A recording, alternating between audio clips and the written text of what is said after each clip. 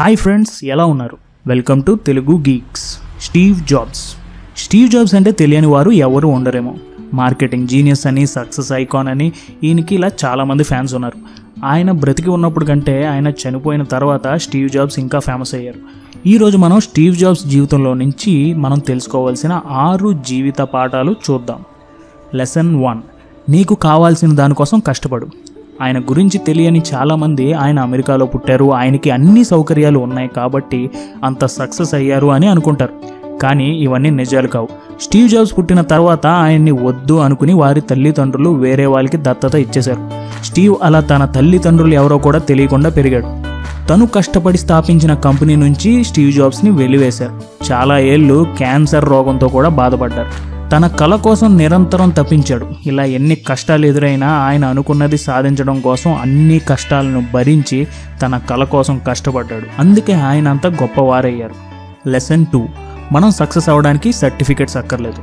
ప్రపంచంలోనే అత్యంత విలువైన కంపెనీ స్థాపించిన స్టీవ్ జాబ్స్కి కనీసం కాలేజ్ డిగ్రీ కూడా లేదు అనే విషయం తెలిస్తే ఆశ్చర్యపోవాల్సిందే.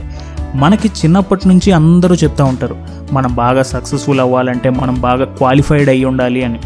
కానీ స్టీవ్ జాబ్స్ ఒక హై స్కూల్ సర్టిఫికెట్తో కూడా చరిత్రలో నిలిచిపోయే ఘనకార్యాలు సాధించవచ్చు అని నిరూపించారు. ఇక్కడ మేము చదువు అనవసరం అని చెప్పట్లేదు, కానీ మనలో చాలామంది ఒక డిగ్రీ సాధించడమో లేకపోతే ఏదో ఒక ఎగ్జామ్ పాస్ అవడమో దానికోసమే చదువుతూ ఉంటారు. కానీ ఈ సర్టిఫికెట్స్ అనే పేపర్లో మనల్ని జీవితంలో కొంతవరకే హెల్ప్ చేస్తాయి. మనం ఉన్నత శిఖరాలకి వెళ్ళాలి అంటే మనలో పట్టుదల మరియు నిరంతరం మనం అనుకున్నది సాధించడం కోసం శ్రమించే గుణం ఉండాలి. లెసన్ 3, నీ కళ నిజం చేయడం కోసం నిరంతరం కష్టపడు. 1990sలో మైక్రోసాఫ్ట్ కంప్యూటర్ మార్కెట్ని శాసిస్తుంది. ఏ కంప్యూటర్లో చూసినా విండోస్ ఆపరేటింగ్ సిస్టమ్. అప్పటి పరిస్థితుల్లో మైక్రోసాఫ్ట్ని అధిగమించడం అసాధ్యమే అని చెప్పుకోవాలి. ఎందుకంటే మైక్రోసాఫ్ట్ దగ్గర అన్నీ ఉన్నాయి. వాళ్ళ దగ్గర డబ్బు ఉంది, మార్కెట్ వారి చేతిలో ఉంది, వారి ప్రొడక్ట్స్ కోసం 24 గంటలు శ్రమించే ఉద్యోగులు కూడా ఉన్నారు. కానీ ఇవేవి స్టీవ్ జాబ్స్ని ఆపలేదు. ఆయన కళ కంప్యూటర్ మార్కెట్లో యాపిల్ని ముందు వరుసలో ఉంచాలి అని. దానికోసం ఆయనకి వచ్చిన అడ్డంకులన్నిటినీ అధిగమించి యాపిల్ని ఒక వాల్యుబుల్ కంపెనీగా తయారు చేశారు. అదేవిధంగా ఐఫోన్ రాకముందు నోకియా ఫోన్లు మార్కెట్ని డామినేట్ చేస్తూ ఉండేవి. ఐఫోన్ రిలీజ్ అయిన తర్వాత మొబైల్ ఫోన్ రూపురేఖలే మారిపోయాయి. ఈ విధంగా స్టీవ్ జాబ్స్ కంప్యూటర్ ఇండస్ట్రీని, మొబైల్ ఇండస్ట్రీని మరియు ఐపాడ్తో మ్యూజిక్ ఇండస్ట్రీని కూడా మార్చేశారు. అంతేకాకుండా ఐప్యాడ్ దింపి ట్యాబ్లెట్ కోసం ఒక కొత్త మార్కెట్నే తయారు చేశారు. లెసన్ 4, నువ్వేమైనా సాధించాలంటే ఎక్కడో చోట నుంచి మొదలు పెట్టాలి. 1970sలో Steve Jobs and Steve Wozniak Apple company మొదలు పెట్టాలి అని అనుకున్నప్పుడు ఐబిఎం లాంటి పెద్ద కంపెనీలు మార్కెట్లో రాజ్యం వెళ్తున్నాయి. ఒకసారి ఆలోచిస్తే అంత పెద్ద కంపెనీకి పోటీ ఇవ్వడమే కాదు కదా, అసలు వాటితో పోలిక చేయడం కూడా సాహసమే అని చెప్పాలి. అసలు ఇప్పుడు ప్రపంచంలోని మోస్ట్ వాల్యుబుల్ కంపెనీ అయిన యాపిల్ ఒక గ్యారేజ్లో మొదలైంది అంటే చాలా ఆశ్చర్యంగా ఉంటుంది. ఇక్కడ మనం ఏం నేర్చుకోవచ్చు అంటే, మనం ఏమైనా సాధించాలి అంటే అది మన బిజినెస్లో అవ్వచ్చు, మన ఐడియా అవ్వచ్చు, మన కెరియర్ అవ్వచ్చు. మనం ఎక్కడో చోట నుంచి మొదలు పెట్టాలి. అలా కాకుండా నాకు అన్నీ పర్ఫెక్ట్గా ఉండాలి, పెద్ద కంప్యూటర్లు కావాలి, 10 మంది వర్కర్లు ఉండాలి అని అనుకుంటే మనం మొదలు పెట్టేసరికి మన ఐడియాని వేరే వాళ్ళు ఎవరో ఫాలో అయిపోతారు.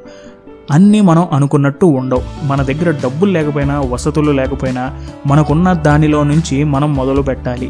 మనం 1000 మైళ్ళ దూరం పయనించాలి అని అనుకుంటే అది మనం వేసే మొదటి అడుగు నుంచే మొదలవుతుంది.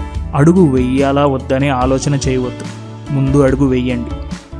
లెసన్ 5, ప్రతిరోజు మీ చివరి రోజు అనుకుని బ్రతకండి. స్టీవ్ జాబ్స్ 2005లో స్టాన్ఫోర్డ్ యూనివర్సిటీలో ఒక స్పీచ్ ఇచ్చారు.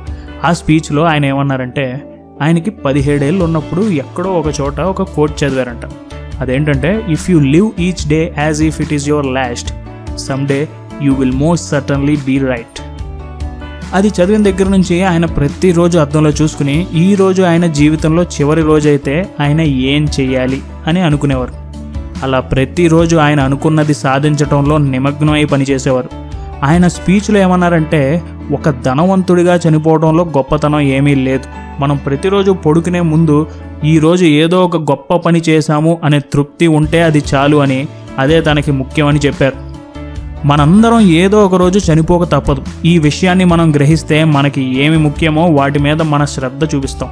మనం ఏమైనా సాధించాలి అని అనుకుంటే అది సాధించే వరకు ప్రతిరోజు మనం ఎంతో కొంత కృషి చేస్తూ ముందుకు వెళ్తూ ఉండాలి.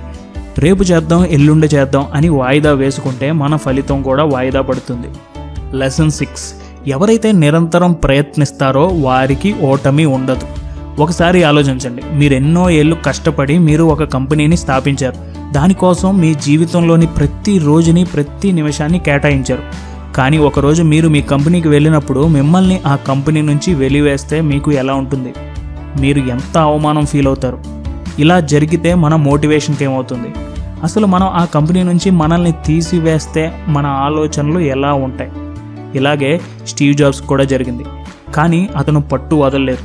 అతను బయటికి వచ్చేసిన తర్వాత నెక్స్ట్, పిక్సార్ అనే పెద్ద కంపెనీలను స్థాపించారు. అతనికి ఎదురైన ఓటమికి బాధపడి దాక్కోకుండా తన ఆలోచనలతో మరో 2 కంపెనీలకు పునాదులు వేశారు. స్టీవ్ జాబ్స్ ఫెయిల్యూర్స్ నుంచి నేర్చుకుని మరో 2 సక్సెస్ఫుల్ కంపెనీలను స్థాపించారు.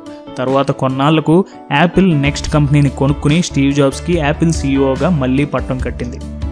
ప్రతి ఒక్కరి జీవితంలో కష్టాలు, దుఃఖాలు, పరాభవాలు ఉంటాయి. వాటికి మనం తల వంచకుండా ముందుకు దూసుకుపోతూ ఉండాలి. ప్రతి ఓటమి నుంచి నేర్చుకోవాలి. ప్రతి అడ్డంకి నుంచి మెరుగుపడుతూ ముందుకు వెళ్ళాలి. స్టీవ్ జాబ్స్ జీవితం ఆంట్రప్రెన్యూర్ అవ్వాలి అని అనుకునే ప్రతి ఒక్కరికి చాలా స్ఫూర్తినిస్తుంది. ఈ 6 జీవిత పాఠాల్లో ఏది బాగా మిమ్మల్ని ఇన్స్పైర్ చేసింది? కింద కామెంట్ చేయండి. మా వీడియో నచ్చితే లైక్ చేయండి. మీ ఫ్రెండ్స్ అండ్ ఫ్యామిలీకి సోషల్ మీడియాలో షేర్ చేయండి. మీరు తప్పకుండా మా ఛానల్కి సబ్స్క్రైబ్ చేసుకుంటే ఇలాంటి వీడియోలు మీరు రోజు చూడొచ్చు. Thank you for watching. జై హింద్.